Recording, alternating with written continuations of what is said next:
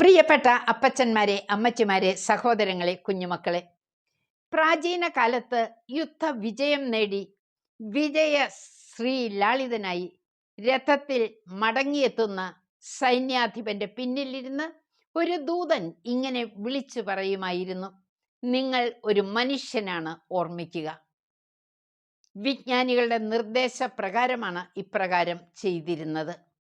വീണ്ടും യുദ്ധങ്ങൾ ഉണ്ടാകാം, അതിനുള്ള ശക്തി സംഭരിക്കാനുള്ള കാലഘട്ടമാണ് ഇനിയുള്ളത് എന്ന് സത്യം അനുസ്മരിപ്പിക്കാനാണ് ഇപ്രകാരം ചെയ്തിരുന്നത്.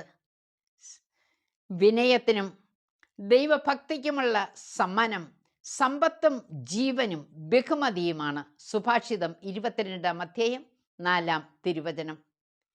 നമ്മുടെ ജീവിതത്തിലും വിജയങ്ങളും പരാജയങ്ങളുമില്ലേ?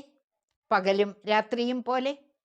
ഒന്നിലും മതിമറന്ന് നിമഗ്നരാകരുതെന്നാണ് ഈ സന്ദേശം നമ്മെ അനുസ്മരിപ്പിക്കുന്നത്. ദൈവത്തോട് ചേർന്ന് ദൈവകരങ്ങളിൽ നിന്ന് ലഭിക്കുന്ന സന്തോഷവും സന്താപവും ഒരേ മനസ്ഥിതിയോടെ സ്വീകരിക്കുവാൻ നമുക്ക് കഴിയണം. അതിനുള്ള കൃപ ദൈവത്തിൽ നിന്ന് തന്നെ നാം നേടിയെടുക്കണം. ദൈവം കരുണയോടെ നമ്മെ വീക്ഷിക്കുന്നുണ്ട്. അതുകൊണ്ട് തന്നെ ശക്തി സംഭരിച്ച് ജീവിതത്തെ നമുക്ക് അഭിമുഖീകരിക്കാം, മുന്നേറാം. ദൈവം നമ്മെ നിരന്തരം സഹായിച്ചു കൊണ്ടിരിക്കും. നന്ദിയോടെ ദൈവസന്നിധിയിൽ കരങ്ങൾ കൂപ്പാം.